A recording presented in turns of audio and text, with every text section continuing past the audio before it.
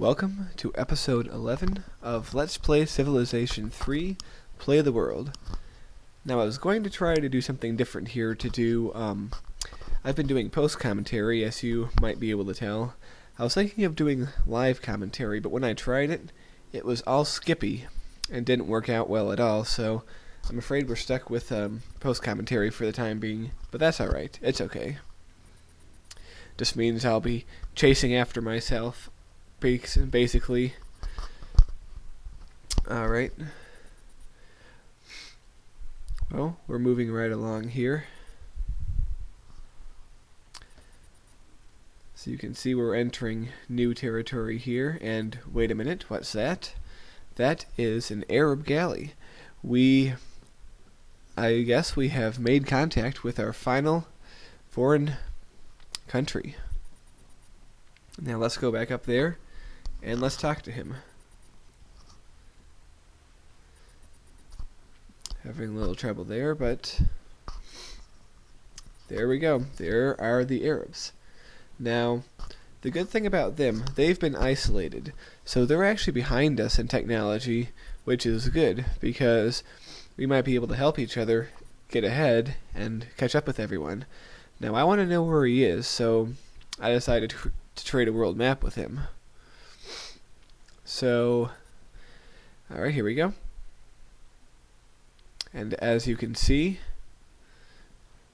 they're an island. Now, even when you select the map to be a Pangea, one large continent, they often do have one nation on an island, which is both a benefit and a drawback. The benefit is it's good for defense, as we know from England in the real world. It's also true in this game. But the downside is there's not that much room for expansion, and as you can see, the Arabs are a lot smaller than the Germans, who are their nearest neighbor. So we now know every civilization, all 8 of them. There might be other islands in the black parts, but there's maybe one, but maybe there's none. Now, as you can see, our coastline is actually part of a large sea that connects to the greater ocean. We're just about at the center of the map, which puts us in a pretty good position. Also, kind of a dangerous position because we can be attacked from just about every side. Now, there's not much for this guy to explore. It's going to take him 30 turns to get there, so it's probably going to be at least 3 or 4 videos until we see that guy again. Or at least until we talk to them. Now the Koreans want to talk to us. They probably want a map. Actually, no, they want to sell us literature. Now, literature is a pretty inexpensive tech, but it helps us because we can build libraries. And there are 2 main benefits to a library. It gives you culture, just like the temple, and it also gives you, helps your research. So, well, our first marketplace is done. We're going to build a library there. Also improve the literacy rate of our civilization. Try to build as many marketplaces as I can. And I want to put him over there. That city can be attacked by 2 different people.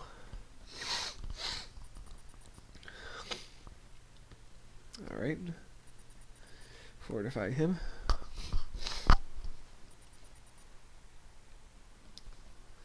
And as you can see, the Arabs have the Great Lighthouse, which means they can already sail on the sea. We'll have to wait for astronomy for that.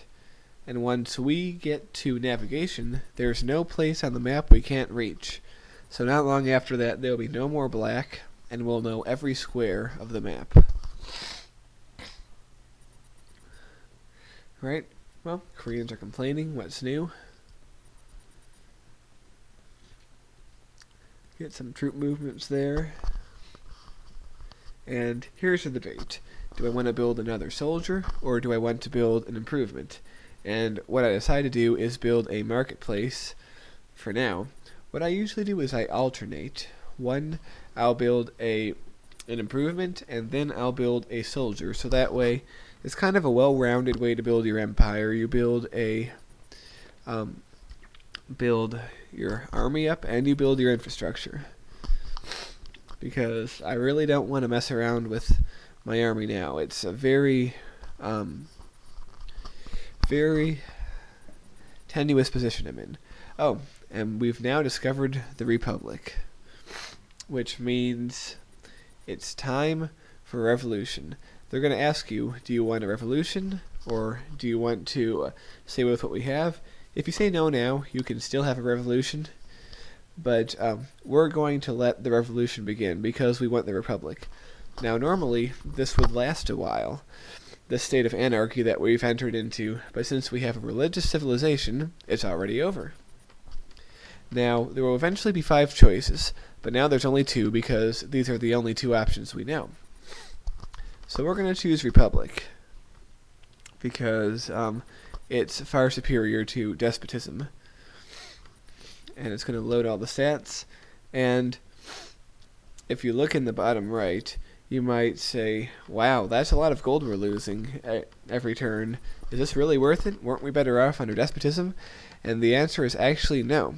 We're better off now because despotism placed certain restrictions on us that have been lifted now that we have the Republic. And now that those restrictions are gone, our economy and our population will grow faster and will more than make up for it. Also, we now have to pay for every unit in our military every turn, which can be a major drain. But believe me, it's worth it. It really is worth it.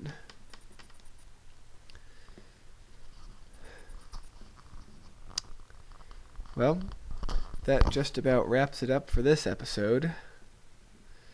Hope to see you again on episode 12. Alright, later.